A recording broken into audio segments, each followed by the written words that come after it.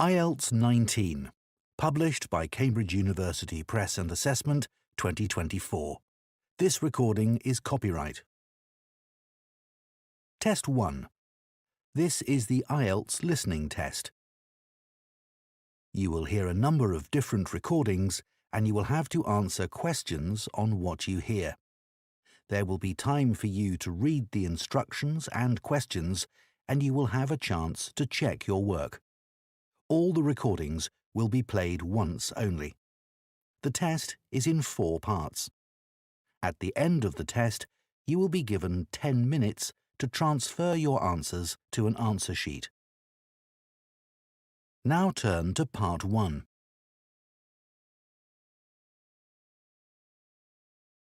Part 1. You will hear a teaching assistant calling a country park about a school visit. First, you have some time to look at questions 1 to 6.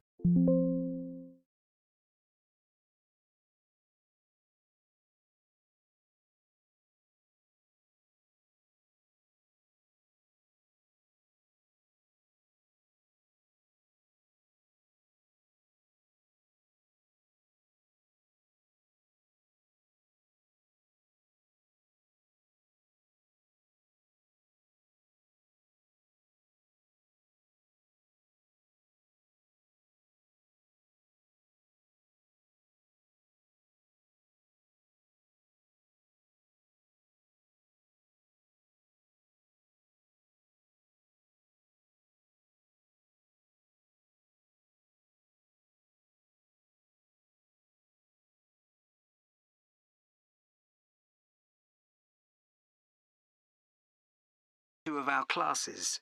OK. What would you like to know? Well, I'm new to this area, so perhaps you could tell me something about the park first, please. Of course. Altogether, the park covers 170 acres. That's 69 hectares. There are 3 main types of habitat: wetland, grassland and woodland. The woods are well established and varied, with an oak plantation and other areas of mixed species. Right. The wetland is quite varied too. The original farmland was dug up around 40 years ago to extract gravel.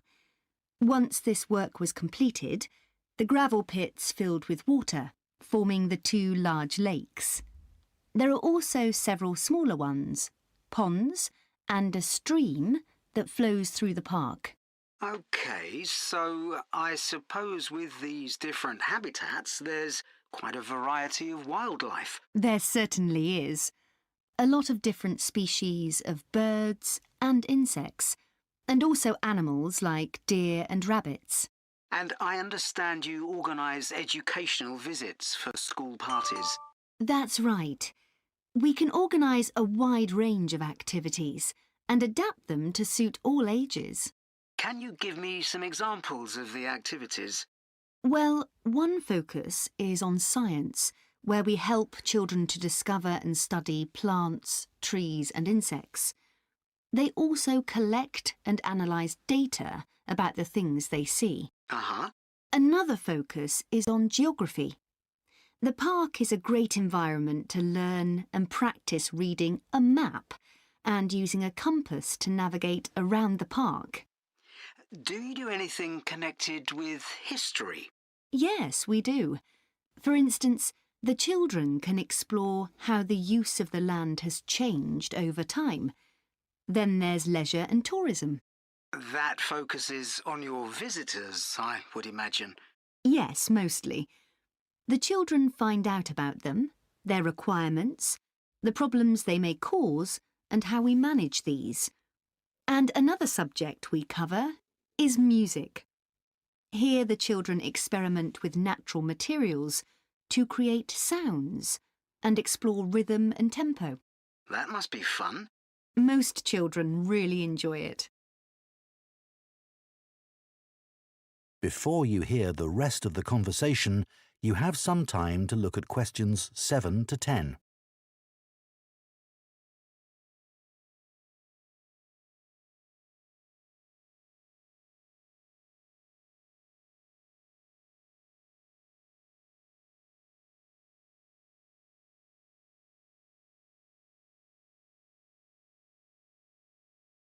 Now listen and answer questions 7 to 10.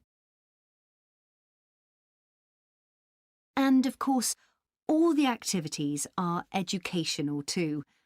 Learning outside the classroom encourages children to be creative and to explore and discover for themselves. I would imagine they get a sense of freedom that might not be a normal part of their lives. That's right. And very often, the children discover that they can do things they didn't know they could do, and they develop new skills. This gives them greater self-confidence. It sounds great. So, what about the practical side of it? How much does it cost for a full-day visit? We would expect to bring between 30 and 40 children. If there are over 30, it costs £4.95 for each child who attends on the day. We invoice you afterwards, so you don't pay for children who can't come because of sickness, for example. There's no charge for leaders and other adults, as many as you want to bring. That sounds very fair. Well, thanks for all the information. I'll need to discuss it with my colleagues, and I hope to get back to you soon to make a booking. We'll look forward to hearing from you. Goodbye. Goodbye, and thank you. That is the end of Part 1. You now have 1 minute to check your answers to Part 1.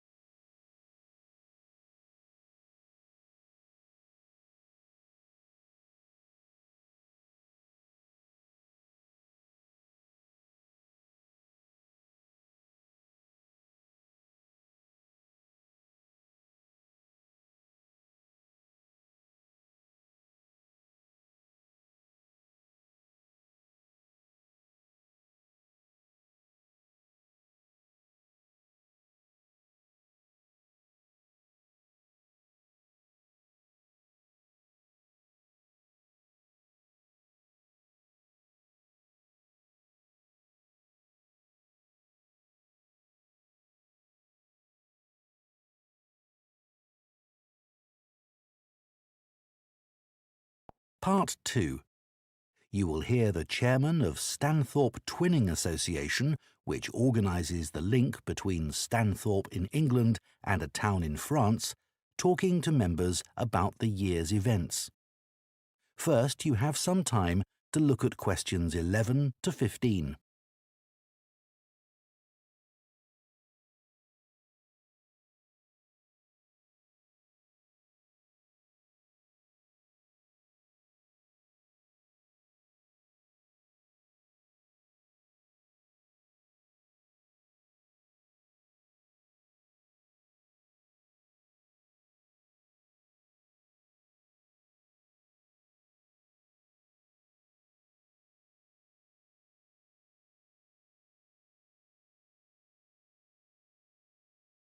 Now listen carefully and answer questions 11 to 15. It's great to see so many members of the Twinning Association here tonight. Since the twinning link between our two towns, Stanthorpe here in England and Malat in France, was established, the relationship between the towns has gone from strength to strength. Last month, 25 members of the association from Stanthorpe spent a weekend in Malat. Our hosts had arranged a great programme. We learned how cheese is produced in the region and had the chance to taste the products. The theme park trip had to be cancelled, but we all had a great time on the final boat trip down the river. That was the real highlight. This is a special year for the association because it's 25 years since we were founded. In Malat, they're planning to mark this by building a footbridge in the municipal park. We've been discussing what to do here, and we've decided to plant a poplar tree in the museum gardens. We considered buying a garden seat to put there, but the authorities weren't happy with that idea. In terms of fundraising to support our activities, we've done very well. Our pancake evening was well attended and made record profits. And everyone enjoyed the demonstration of French cookery, which was nearly as successful. Numbers for our film show were limited because of the venue, so we're looking for somewhere bigger next year. We're looking forward to welcoming our French visitors here next week, and I know that many of you here will be hosting individuals or families. The coach from France will arrive at 5 p.m. on Friday. Don't try to do too much that first evening, as they'll be tired, so have dinner in the house or garden rather than eating out. The weather looks as if it'll be okay, so you might like to plan a barbecue. Then the next morning's market day in town, and that's always a good place to stroll round.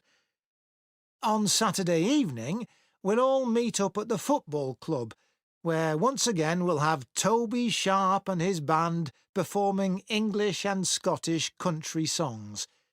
Toby will already be well known to many of you, as last year he organised our special quiz night and presented the prizes. Before you hear the rest of the talk, you have some time to look at questions 16 to 20.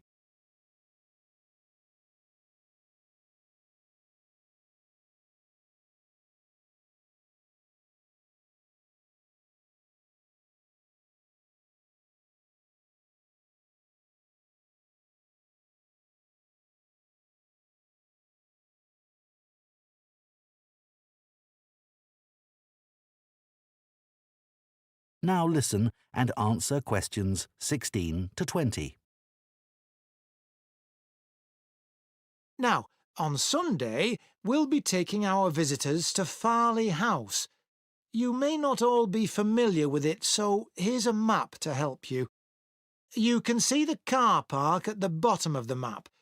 There's an excellent farm shop in the grounds where our visitors can buy local produce. It's in the old stables, which is the first building you come to. They're built round a courtyard, and the shop's in the far corner on the left. There's also a small cafe on the right as you go in. I know that one or two of our visitors may not be all that mobile. The main entrance to the house has a lot of steps, so you might want to use the disabled entry. This is on the far side of the house from the car park.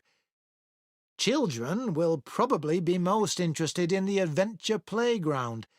That's at the northern end of the larger lake, in a bend on the path that leads to the lake. There's lots for children to do there. There are a number of lovely gardens near the house. The kitchen gardens are rectangular and surrounded by a wall. They're to the northeast of the house, quite near the smaller lake. They're still in use and have a great collection of fruit and vegetables. The Temple of the Four Winds is a bit more of a walk, but it's worth it. Take the path from the car park and go past the western sides of the stables and the house. Then, when the path forks, take the right-hand path. Go up there with the woods on your left, and the temple is right at the end. There are great views over the whole area. OK, so That is the end of part 2. You now have 30 seconds to check your answers to part 2.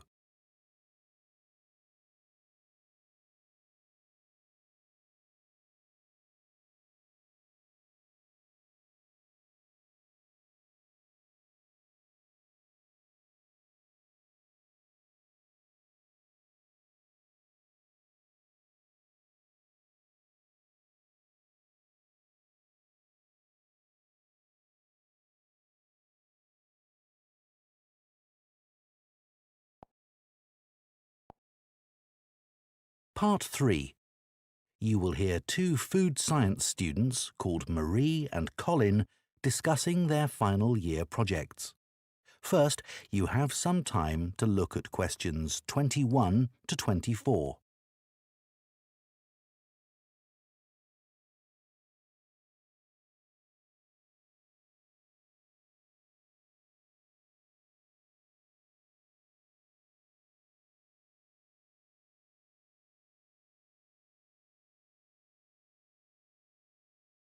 Now listen carefully and answer questions 21 to 24.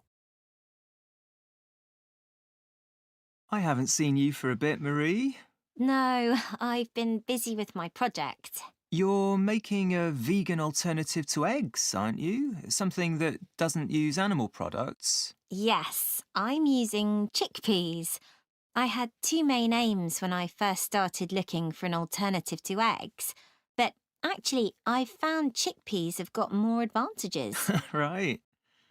But how about your project on reusing waste food? You were looking at bread, weren't you? Yes, it's been hard work, but I've enjoyed it.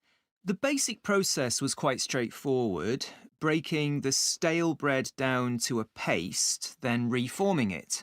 But you were using 3D printing, weren't you, to make the paste into biscuits? Yeah, I'd used that before, but in this project I had time to play around with different patterns for the biscuits and finding how I could add fruit and vegetables to make them a more appetising colour, and I was really pleased with what I managed to produce. It must have been a great feeling to make something appetising out of bits of old bread that would have been thrown away otherwise. It was. And I'm hoping that some of the restaurants in town will be interested in the biscuits. I'm going to send them some samples. I came across something on the internet yesterday that might interest you. It was a company that's developed touch-sensitive sensors for food labels. It's a special sort of label on the food package. When the label's smooth, the food is fresh. And then when you can feel bumps on the label, that means the food's gone bad. It started off as a project to help visually impaired people know whether food was fit to eat or not. Interesting. So, just solid food? No, things like milk and juice as well. But actually, I thought it might be really good for drug storage in hospitals and pharmacies. Right. And coming back to food, maybe it'd be possible to use it for other things besides freshness, like how many kilograms a joint of meat is, for example. Yes, there's all sorts of possibilities. Before you hear the rest of the discussion, you have some time to look at questions 25 to 30.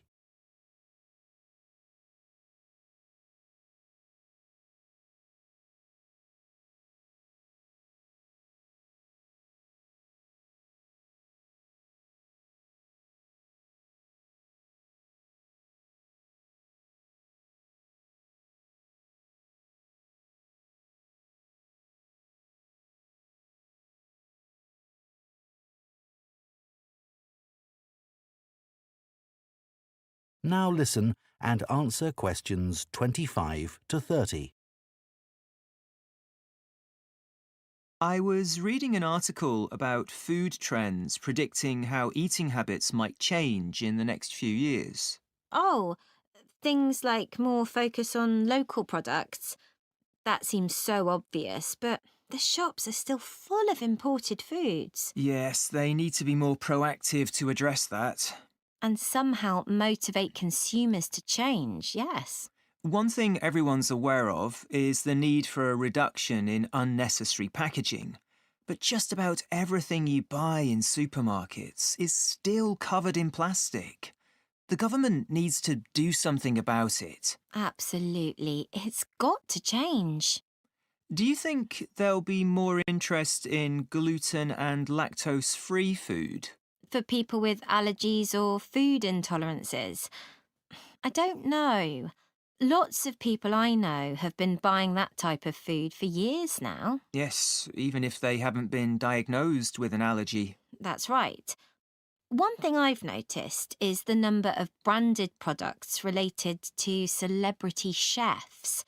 People watch them cooking on TV and then buy things like spice mixes or frozen foods with the chef's name on.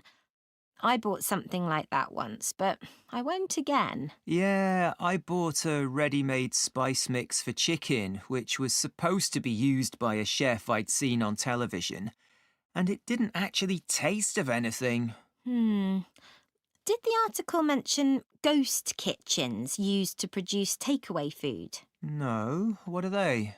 Well, they might have the name of a restaurant, but actually they're a cooking facility just for delivery meals. The public don't ever go there.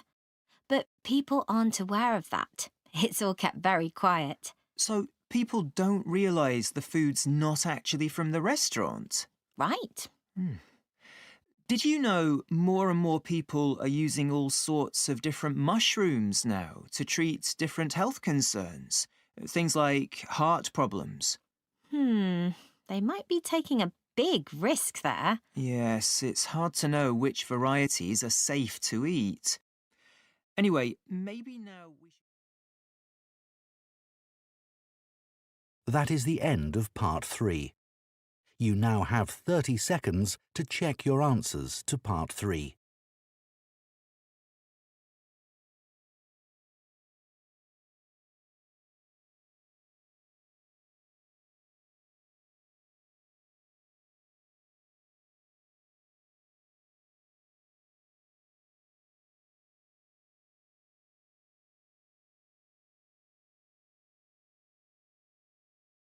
Part 4. You will hear an archaeology student giving a presentation on an important site in Ireland called the Cambridge Fields. First, you have some time to look at questions 31 to 40.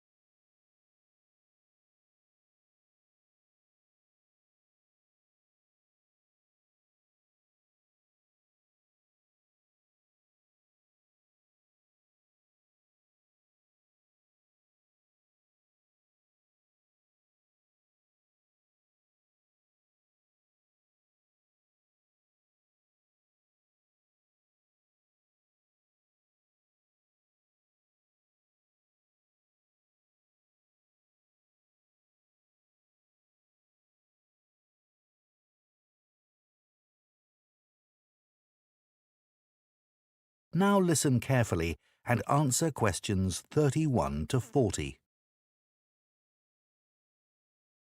For my presentation today, I'm going to talk about the Cambridge Fields in the northwest of Ireland, one of the largest Neolithic sites in the world.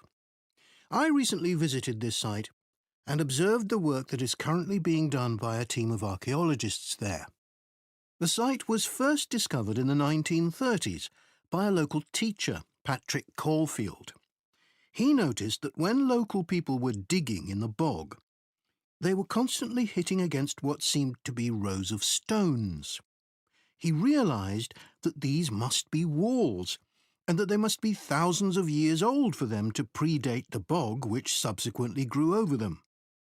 He wrote to the National Museum in Dublin to ask them to investigate, but no one took him seriously. It wasn't until 40 years later, when Patrick Caulfield's son, Seamus, who had become an archaeologist by then, began to explore further. He inserted iron probes into the bog to map the formation of the stones, a traditional method which local people had always used for finding fuel buried in the bog for thousands of years. Carbon dating later proved that the site was over 5,000 years old and was the largest Neolithic site in Ireland. Thanks to the bog which covers the area, the remains of the settlement at KG Fields, which is over 5,000 years old, are extremely well preserved. A bog is 90% water, its soil so saturated that when the grasses and heathers that grow on its surface die, they don't fully decay but accumulate in layers. Objects remain so well preserved in these conditions because of the acidity of the peat and the deficiency of oxygen. At least 175 days of rain a year are required for this to happen. This part of Ireland gets an average of 225 days.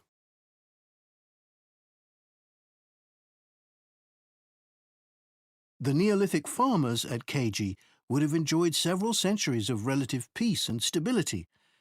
Neolithic farmers generally lived in larger communities than their predecessors, with a number of houses built around a community building. As they lived in permanent settlements, Neolithic farmers were able to build bigger houses. These weren't round, as people often assume, but rectangular, with a small hole in the roof that allowed smoke to escape. This is one of many innovations and indicates that the Neolithic farmers were the first people to cook indoors. Another new technology that Neolithic settlers brought to Ireland was pottery. Fragments of Neolithic pots have been found in KG and elsewhere in Ireland. The pots were used for many things, as well as for storing food. Pots were filled with a small amount of fat, and when this was set alight, they served as lamps. It's thought that the KG fields were mainly used as paddocks for animals to graze in. Evidence from the KG fields suggests that each plot of land was of a suitable size to sustain an extended family. They may have used a system of rotational grazing in order to prevent overgrazing and to allow for plant recovery and regrowth.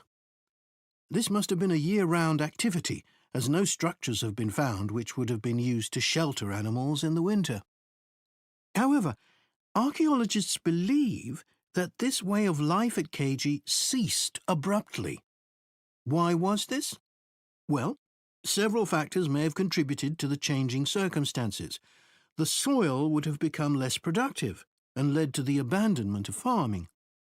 The crop rotation system was partly responsible for this, as it would have been very intensive and was not sustainable. But there were also climatic pressures too. The farmers at KG would have enjoyed a relatively dry period, but this began to change, and the conditions became wetter as there was a lot more rain. It was these conditions that encouraged the bog to form over the area, which survives today. So now I'd like to show you some... That is the end of Part 4. You now have 1 minute to check your answers to Part 4.